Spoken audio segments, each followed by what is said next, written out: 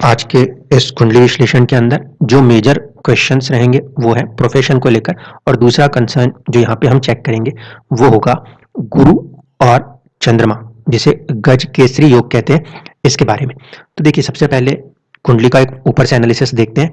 सोचने का ढंग जो आ रहा है, लगन का कनेक्शन वो राहु से है, आद्रा नक्षत्र से है, और राहु का संबंध कहीं ना कहीं चंद्रमा से है। सेकंड हाउस जो होता है वो वेल्थ मेकिंग के लिए भी देखा जाता है, और चंद्रमा की राशि में राहु बैठे हुए हैं तो कहीं ना कहीं थोड़ा सा एक इमोशनल फैक्टर को लेकर टुवर्ड्स द फैमिली चल सकते हैं। दो चीजें यहाँ पे बनेंगी। दूसरा फैक्टर जो यहाँ पे देखना है वो है इस कुंडली के अंदर स्थान परिवर्तन काम कर रहा है गुरु और बुध के बीच में। तो जब स्थान परिवर्तन योग है तो इसका मतलब है कि गुरु इस तरीके से फल देंगे जैसे कि वो 7 नंबर की राशि में बैठे हों, और बुध का फल कुछ इस तरीके से होगा जैसे कि बुध अपने आप में चौथे भाव में उच्च राशिस्थ बैठे हों। ठीक है, तो इन दो कंडीशनों को ध्यान में रखते हुए चीजों को फिक्स करेंगे। सबसे पहले तो ये समझ लेते हैं कि गुरु और बुध के बीच का जो परिवर्तन है ये किन किन चीजों को कनेक्ट करने की कोशिश करता है।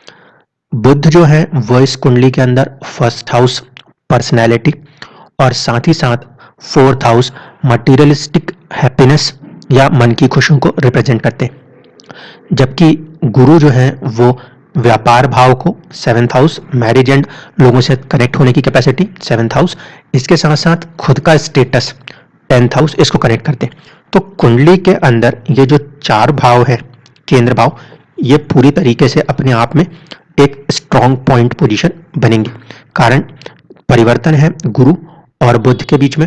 कारक तत्वों से देखा जाए तो गुरु जो है वो ज्ञान के कारक है और बुध जो है वो बुद्धिमत्ता के कारक है। इशारा मोटे मोटे शब्दों में देखा जाए तो एक चीज का है, स्टेटस जो है वो या तो जुपिटर टीचिंग, काउंसलिंग, कंसल्टेंसी, और साथ ही साथ मर्क्यूरी, मर्क्यूरी का मतलब होता है स्पोकमैनशिप। तो कहीं ना कहीं कुंडली का जो मेजर फॉर्मेशन है वो इन दो चीजों पे बहुत ज्यादा डिपेंड कर रहा है कि काउंसलिंग से जुड़े हुए कुछ भी काम हो और जिसके अंदर कम्युनिकेशन एक पार्ट हो, क्योंकि मर्क्यूरी आ रहा है। तो ऐसी चीजों के साथ जुड़ के कहीं ना कहीं ये कुंडली अपने आप को आगे बढ़ाने की कोशिश करेगी। दूसरा फैक्टर जो हम यहाँ पे चेक करें वो है कि बुध और गुरु के द्वारा बनने वाले आपस में जो योग संबंध है उनको देख लेते हैं। गुरु जो है वो इस कुंडली में 10th और 7th लॉर्ड है, जिनका संबंध 8th और 9th लॉर्ड शनि के साथ है। ठीक है, इसका मतलब है कहीं ना कहीं एक साथ ये 4 भाव संबंधित हो गए हैं। दूसरा, इन दोनों का संबंध सेकंड हाउस ऑफ वेल्थ से है। ठीक है, तो कुल मिला के ये जो 3 ग्रहों का योग बन रहा है, इसमें आपका जो सॉर्ट ऑफ प्रोफेशन है उसका संबंध 9th हाउस से भी बनता हुआ नजर आता है और 8th हाउस से भी बनता हुआ नजर आता है। 8th हाउस से होने की वजह से काम के अंदर इनोवेशन, रिसर्च, खोजबीन, ये सारी चीजें हो सकती हैं, एक चीज। और 9th हाउस का संबंध होने से एक हाई लेवल ऑफ टेक्निकल, क्योंकि वहां पे जो राशि है 11 नंबर की है, टेक्नोलॉजी की राशि है, तो आप कहीं पे भी अपनी टेक्निकल एक्सपर्टाइज किसी भी काम को लेकर सामने रख सकते हैं। ये फॉर्मेशन आपको गुरु और शनि के योग से बनता हुआ नजर आएगा। गुरु और चंद्रमा का जो योग है, जिसे गजकेसरी के रूप में देखा जाता है, वो बेसिकली योग होता है कालपुरुष कुंडली के 9th हाउस और 12th हाउस के लॉर्ड का with the 4th house Lord, जिसका मतलब होता है कि व्यक्ति के अंदर एक पोटेंशियल है दूसरे लोगों को सलाह दे सकने का। इसलिए जब कभी भी गज केसरी योग की बात होती है तो वहां पे सलाहकारी की बात होती है। आपके ऊपर इस समय जो दशा काम कर रही है वो दशा भी कहीं ना कहीं गुरु और आपके चंद्रमा की अंतर्दशाओं के रूप में कही जा सकती है। जो आपका नॉर्मल दशा सिस्टम है, अगर हम उसके अंदर देखें तो इस समय आप अपने आप में देखेंगे 2011 से तकरीबन आपके ऊपर गुरु की महादशा का प्रभाव है, और इसमें भी 2022 के मई से आपके ऊपर चंद्रमा की अंतर्दशा का प्रभाव है। अब यहाँ पे पहली कंडीशन तो यह है कि जब ये 2 दशाएं चल रही हैं, ये 2 दशाएं कोशिश तो करेंगी वेल्थ को बनाने के लिए, लेकिन जब भी हम किसी योग को रीड करते हैं तो योग में इन बातों को ध्यान रखना पड़ता है कि ग्रहों की अपनी स्थितियां अच्छी होनी चाहिए। इस कुंडली के अंदर जब हम बेसिक्स में जाके चेक करते हैं तो हमें ये समझ में आता है कि ग्रह युद्ध के अंदर कहीं ना कहीं चीजें फंसी हुई हैं, और ग्रह युद्ध में फंसने के कारण जहाँ पे गुरु जो है वो उतना पोटेंशियल नहीं दिखा पा रहे, और इनको हराएगा कौन? गुरु को यहाँ पे शनि हरा रहा है, जो कि डिलेस को रिप्रेजेंट कर रहा है। ठीक है, और किस्मत को रिप्रेजेंट कर रहा है। दूसरी तरफ से शनि को कौन हरा रहा है? तो शनि को हरा रहा है चंद्रमा, क्योंकि ये तीनों ग्रह डिग्री वाइज बहुत ही करीब करीब बैठे हैं, जो कि एक तरीके से आपस में ग्रह युद्ध के अंदर मौजूद है। गुरु की मौजूदगी 15 डिग्री, ठीक है, इसके बाद शनि की भी मौजूदगी 15 डिग्री के अंदर ही है, बहुत ही माइन्यूट डिफरेंसेस है, और 16 डिग्री पर चंद्रमा बैठे हैं। तो इन तीन ग्रहों का ग्रह युद्ध नजर आता है, जिसमें से ओवरऑल विक्ट्री जो है वो चंद्रमा के पास है। अब मेजर मुद्दा जो इस समय है वो ये, क्योंकि ये दोनों ही कॉम्बिनेशन, जुपिटर एंड मून का कॉम्बिनेशन आपके कुंडली के हिसाब से 10th हाउस का लॉर्ड 7th हाउस के लॉर्ड का कॉम्बिनेशन सेकंड हाउस के साथ है, जो कि वेल्थ मेकिंग की तरफ कोशिश करेगा एक, और दोनों का प्रभाव कहीं ना कहीं आपके स्टेटस के ऊपर है। जब दशमांश की कुंडली में देखते हैं हम लोग, तो दशमांश की कुंडली में लगन जो बनता हुआ नजर आ रहा है 5 नंबर से बनता हुआ नजर आ रहा है, और ये सारे के सारे ग्रह जो हैं गुरु, चंद्रमा, शनि और मंगल, ये आपको नजर आ रहे हैं तीसरे भाव में। अगर मोटे तौर पे पहले देखा जाए लगन के बराबर करके, तो आपका जो काम होना चाहिए वो कहीं ना कहीं कनेक्ट होना चाहिए। आपके सोचने का ढंग राहु था, उसका कनेक्शन है 3rd हाउस से, जो कि हाउस ऑफ कम्युनिकेशन होता है, पहली चीज। दूसरा फैक्टर हम देखें तो ये सारे ग्रह की जो मौजूदगी है सॉर्ट ऑफ 5th हाउस से कनेक्ट होती हुई नजर आती है लगन कुंडली के इक्विवेलेंट करने पर। दूसरा फैक्टर जिसे ध्यान देना है, क्योंकि specific question towards the profession है, तो प्रोफेशन के अंदर गुरु कहाँ कहाँ के स्वामी है?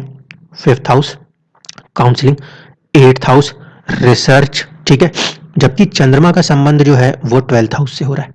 ऐसे सिचुएशन में मैं आपको यही कहूंगा, इस समय गुरु की महादशा और चंद्रमा की अंतरदशा में बार बार प्रोफेशन चेंज की सिचुएशनों को ये क्रिएट कर रहा है, क्योंकि ये चेंज का हाउस है, 3rd हाउस है।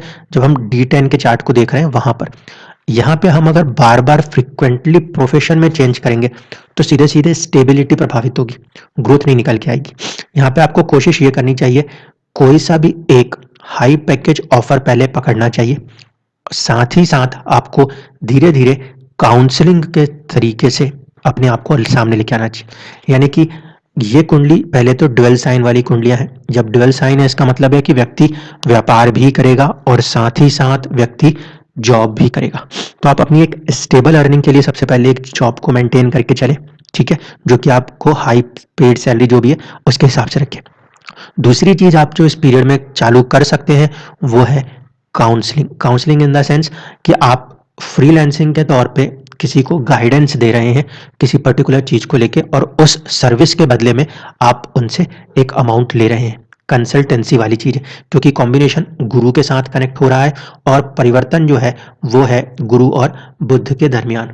दूसरा इंपॉर्टेंट फैक्टर जो नजर आता है वो आता है 7th हाउस एक क्रूशियल रोल रखता है आपकी लाइफ के अंदर, क्योंकि आपकी जो तिथि आई है उस तिथि की कैलकुलेशन से 7th हाउस जो कि कहीं ना कहीं लोगों से जुड़ना, वो भी एक इम्पॉर्टेंट फैक्ट बनता हुआ नजर आता है आपके प्रोफेशन के अंदर।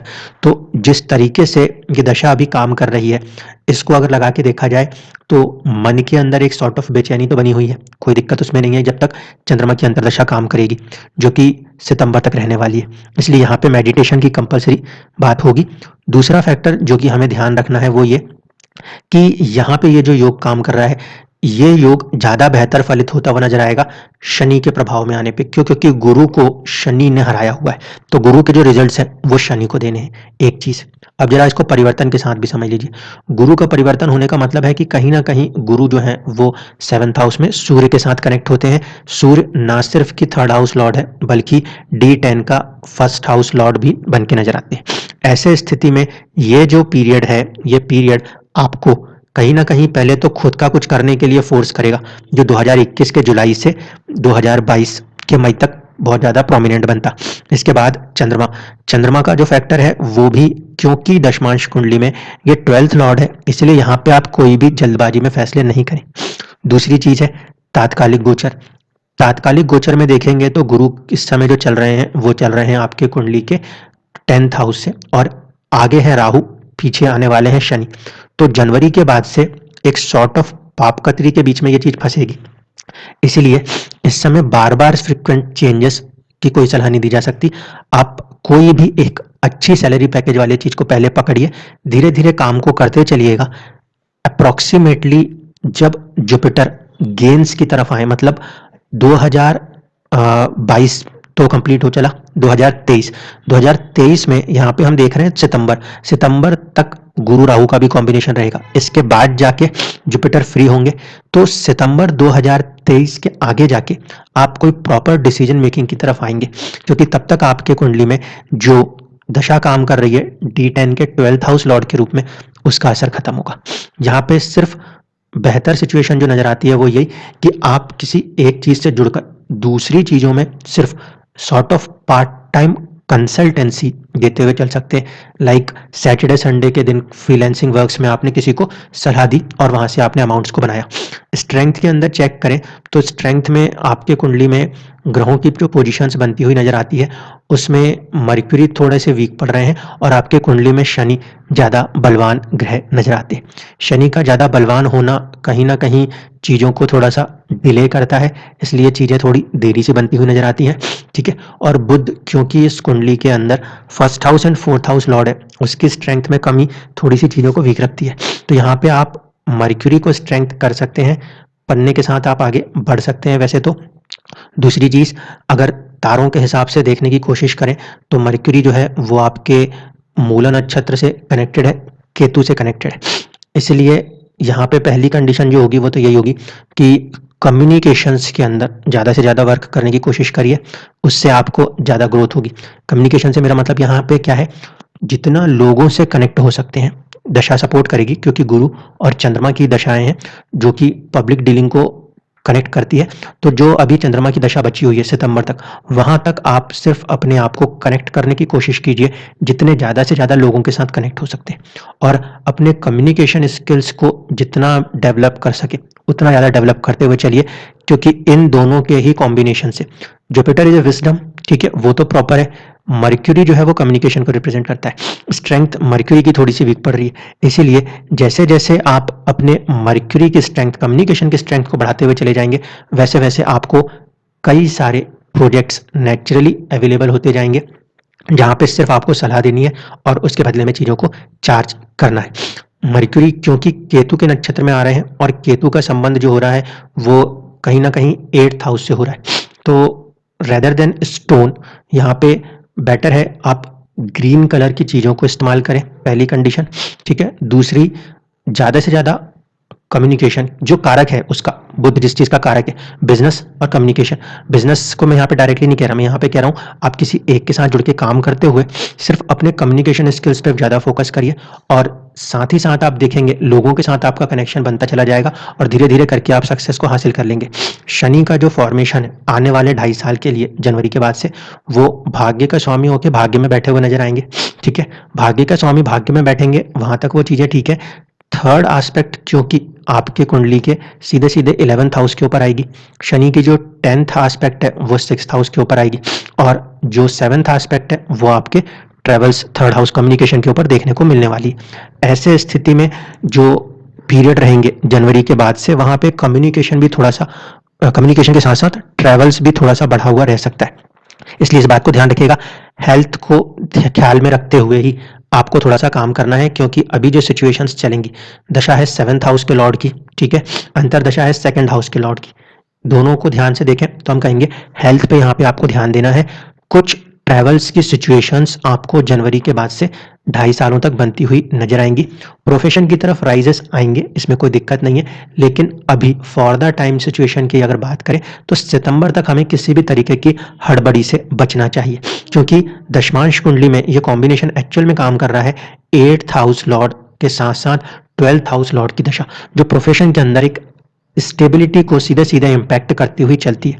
जब ये दशा खत्म होगी तो फिर मंगल का प्रभाव आएगा।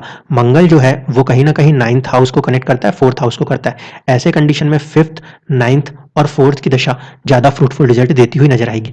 इसलिए कम से कम आपको सितंबर 2023 तक बहुत ज्यादा फ्रीक्वेंट चेंजेस से बचना चाहिए। जो भी एक अच्छी आपको ऑफर लग रहा है रिगार्डिंग द फाइनेंस, सैलरी, उसको पकड़ के छोटा छोटा अपना नेटवर्किंग बनाते हुए चलिए सितंबर तक, और 2023 के सितंबर के बाद जाके आपका जो नेटवर्किंग आप बनाएंगे वो आपको एक पॉजिटिव सपोर्ट प्रदान करता हुआ नजर आ सकता है, जिसकी वजह से हाई गेन्स आपको देखने को मिल सकते हैं। धन्यवाद।